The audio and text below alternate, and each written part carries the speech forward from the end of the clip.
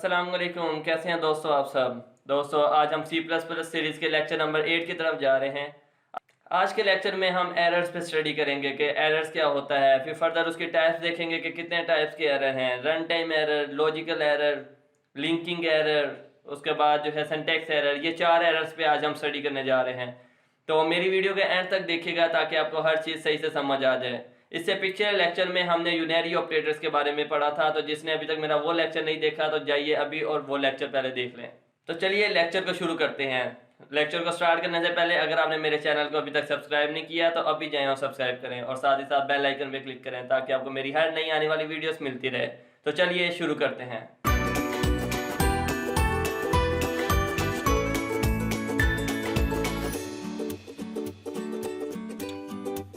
Start करते हैं lecture number 8।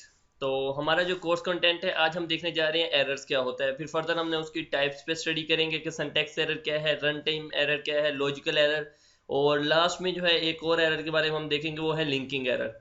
तो ये 4 एरर्स के बारे में आज हम स्टडी करने जा रहे हैं। तो सबसे पहले हम देख लेते हैं कि एरर क्या होता है। जब हम कोई इलीगल ऑपरेशन कोई परफॉर्म कर दें, फॉर एग्जांपल हम अपने उसके अंदर सिंटैक्स एरर की कोई मिस्टेक कर दें या हम कोई सेमीकोलन डालना भूल जाएं, तो इस तरह की कोई अगर हम मिस्टेक कर देते हैं, फॉर एग्जांपल हमने प्लस लिखना है तो हमने उसकी जगह मल्टीप्लाई लिख देते हैं, तो कोई हमारी तरफ से जो कोई गलती हो जाती है कोडिंग में, उसको एरर कहते हैं। कोई भी इलीगल ऑपरेशन जो हम परफॉर्म करते हैं, जो हमारे जो है वर्किंग के बाद जो हमारा रिजल्ट जो उसका सही ना आ रहा हो, तो उसको एरर्स कहते हैं। अच्छा, तो एरर जो है तब तक वो हमें शो नहीं करता जब तक हम अपने प्रोग्राम को कंपाइल या एग्जीक्यूट ना कर ले। जब हम अपने प्रोग्राम को कंपाइल करते हैं तो उसके बाद वो हमें सिंटैक्स एरर शो करता है। फिर इस तरह जब एग्जीक्यूट हो जाता है तो उसके बाद हमें जो है रन टाइम एरर और लॉजिकल एरर के बारे में पता लगता है कि कौन सा एरर है।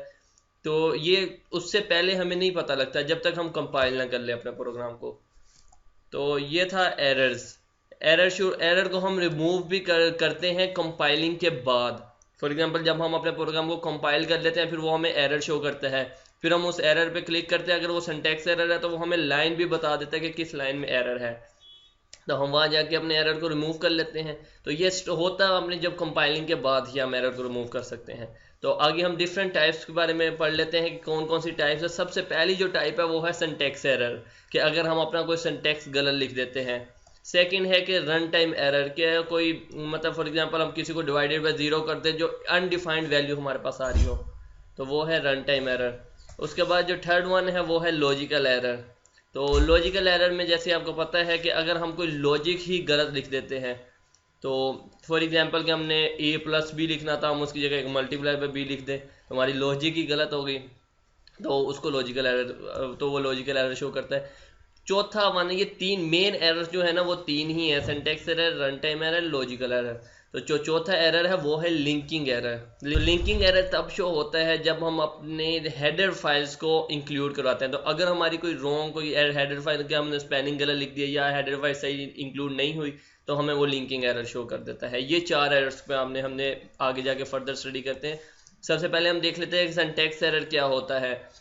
तो जैसे मैंने आपको बताया, सबसे पहले देखते हैं सिंटैक्स क्या होता है। आपको मैंने पिछली वीडियोस में बताया था कि सिंटैक्स वो रूल्स होते हैं जो हर लैंग्वेज, हर प्रोग्रामिंग लैंग्वेज हमें डिफाइन कर देती है कि आपने इसी रूल से आपने हर चीज़ लिखनी है।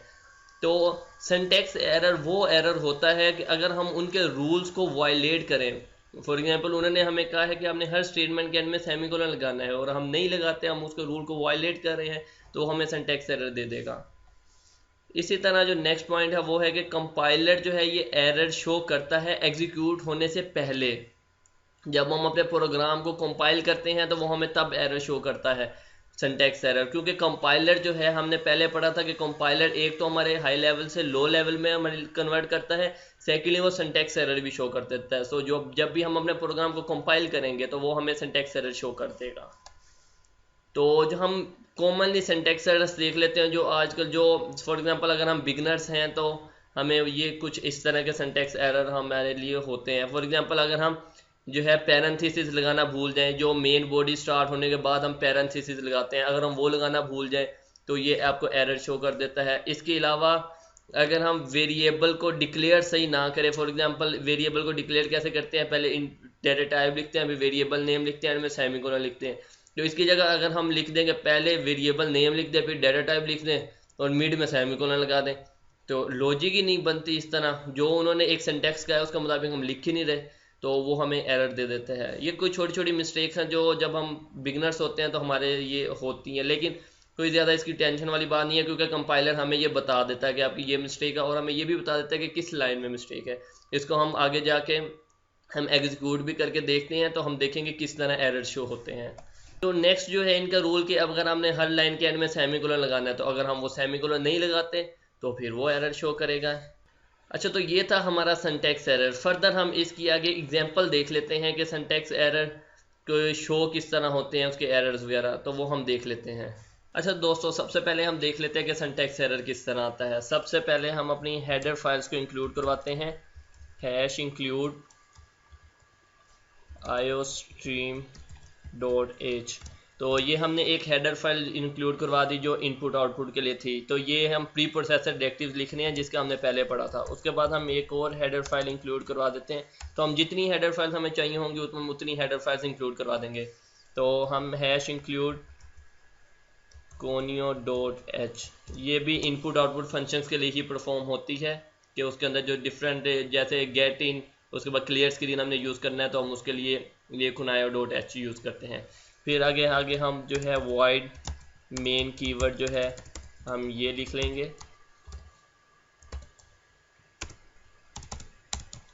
तो ये हम जो है पैरेंथेसिस दे देते हैं, ओपन पैरेंथेसिस और क्लोज पैरेंथेसिस। हमने इसके अंदर ही जो भी प्रोग्राम लिखना है हमने यही मेन बॉडी के अंदर लिखना है। तो फॉर एग्जांपल हम ना एक वेरिएबल डिक्लेयर करवाते हैं इंट ए के नाम से। ए के नाम से हमने एक वेरिएबल डिक्लेयर करवा दिए इस लाइन में। नेक्स्ट लाइन में हम करते हैं कि हम वेरिएबल को कोई वैल्यू असाइन करते हैं बाय यूजिंग असाइनमेंट ऑपरेटर। तो हम वेरिएबल को वैल्यू असाइन कर देते हैं। सबसे पहले हमने स्टार्ट में ना ये क्लियर स्क्रीन ज़रूर लिखना है, जो मैं अभी लिख रहा हूँ क्लियर स्क्रीन। तो ये CLRSCR क्लियर स्क्रीन।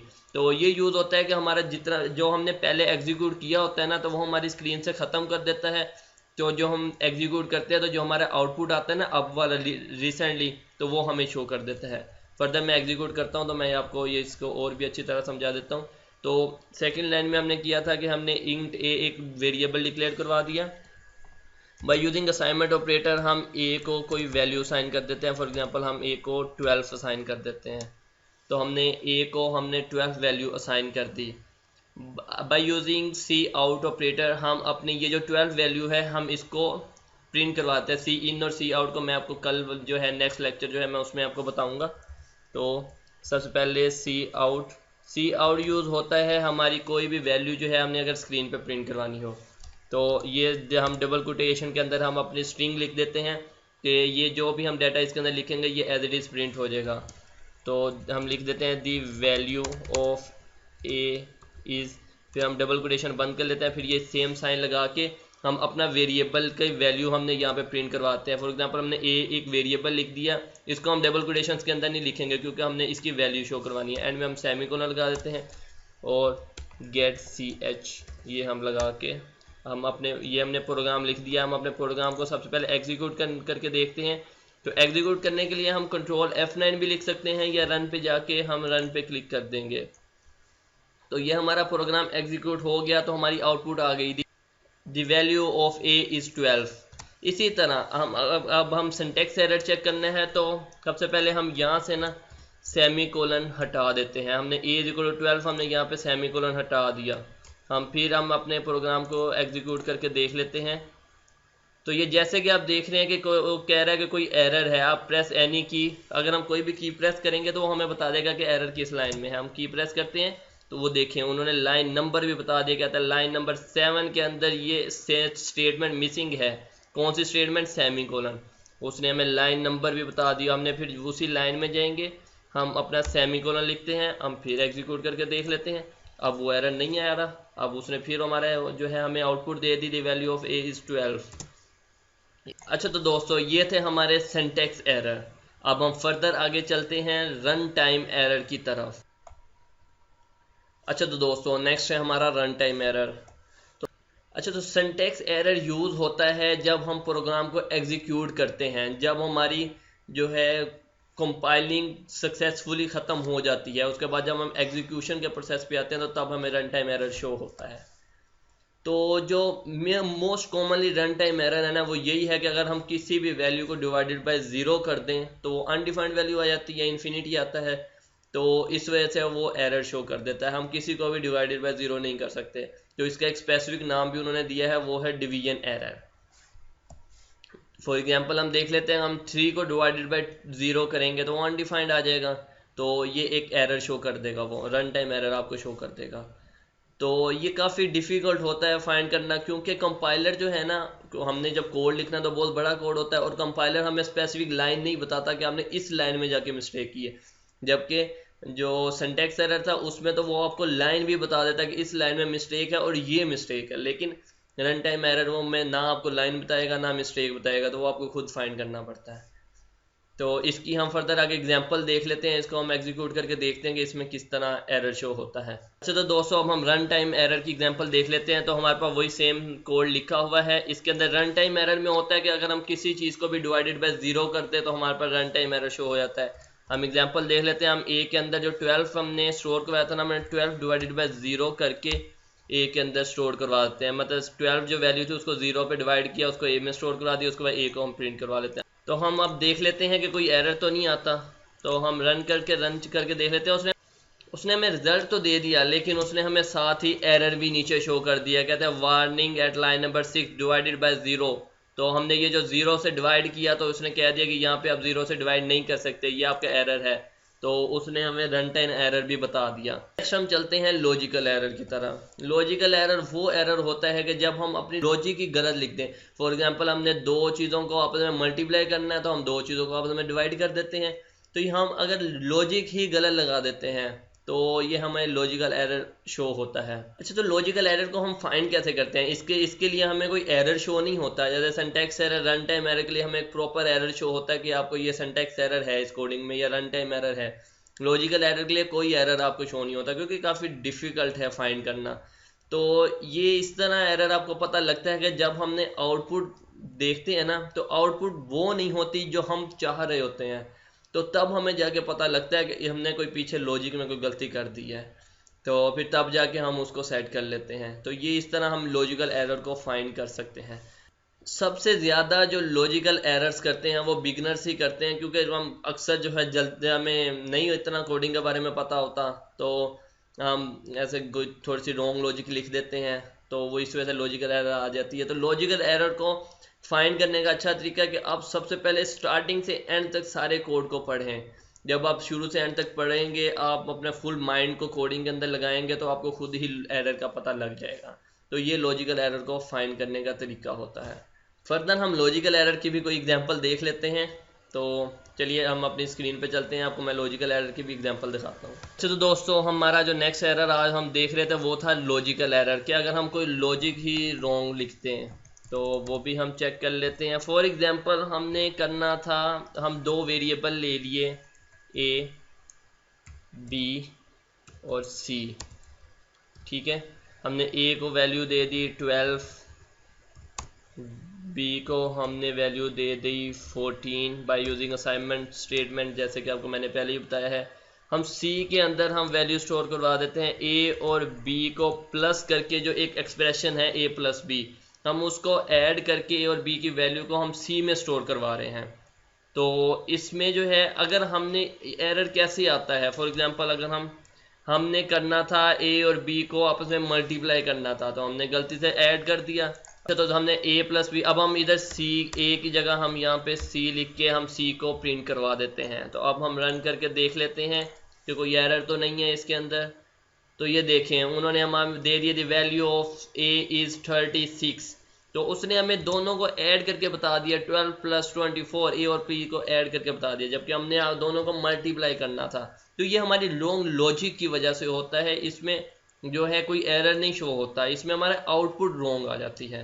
ये था लॉजिकल एरर। तो नेक्स्ट वन है लिंकिंग एरर, जो मैंने आपको बताया था कि अगर हम हेडर फाइल को इंक्लूड करवाना भूल जाएं, या कोई हेडर फाइल ऐसी है कि हमने iostream.h लिखना था तो iostream की जगह उस स्पेलिंग को गलत कर दें, तो हमें लिंकिंग एरर शो कर देता है। लिंकिंग एरर तब करते एग्जीक्यूट होने से पहले जब हम कंपाइलिंग करते हैं ना तो उसके साथ लिंकिंग प्रोसेस भी होता है। तो जब लिंकिंग प्रोसेस होता है तो उसमें वो चेक करता है कि हेडर फाइल्स आपकी सही इंक्लूड हैं। अगर आपकी प्रॉपर इंक्लूडिंग है तो ठीक है, अगर नहीं है तो वो एरर आपको शो कर देगा। तो ये एग्जीक्यूशन से पहले हमें एरर शो करता है। इस दूसरी लाइन में यही क्या है कि जब हमारी फाइल एग्जीक्यूटेबल फाइल में चेंज होती है ना, उससे पहले उसने लिंकिंग को चेक करना होता है। तो अगर कोई लिंकिंग में एरर है तो वो एग्जीक्यूटेबल फाइल में वो चेंज करेगा ही नहीं है आपके फाइल को। तो जो मेन लिंकिंग एरर शो होता है हमारे इसमें C++ में जो हम करते हैं वो यही है कि हम ये केस सेंसिटिव लैंग्वेज है और हम अपर केस की जगह कोई लोअर केस लिख देते हैं या लोअर केस की जगह कोई अपर केस लिख देते हैं, तो हमारे पास ये एरर शो होते हैं। एग्जांपल जैसे कि मैंने लिखा है कि हम मेन का M कैपिटल लिख देते हैं अक्सर ही, जबकि मेन का M छोटा है, क्योंकि जितने भी कीवर्ड्स हैं उनके के फर्स्ट लेटर जो है ना वो स्मॉल लेटर्स ही हैं, तो हम अक्सर बड़ा लिख देते हैं जिससे हमारा लिंकिंग एरर शो हो जाता है। तो इसी तरह हम इसकी भी फर्दर आगे एग्जांपल चेक कर देख लेते हैं कि ये एरर किस तरह शो होता है। तो दोस्तों इसी तरह अब हम देख लेते हैं कि लिंकिंग एरर क्या होता है। फॉर एग्जांपल ये एक हेडर फाइल थी iostream.h में, इसमें m ये इसमें मैंने स्पेलिंग की मिस्टेक कर दी iostream के अंदर। अब मैं फिर एग्जीक्यूट करके देखता हूँ रन, उसके बाद मैं फिर रन पे जाता हूँ तो वो देखें उसने एरर शो कर दिया। अब error unable to open include file iostream.h को कहते हैं ये है कोई ऐसी फाइल इन्हें मिल ही नहीं, हेडर फाइल मिल ही नहीं रही। तो ये जो इन्होंने एरर शो किया ये था कंपाइलिंग लिंकिंग एरर। तो हम फिर इसको सेट कर लेते हैं तो हमारा वही सेम एरर ख़त्म हो जाएगा।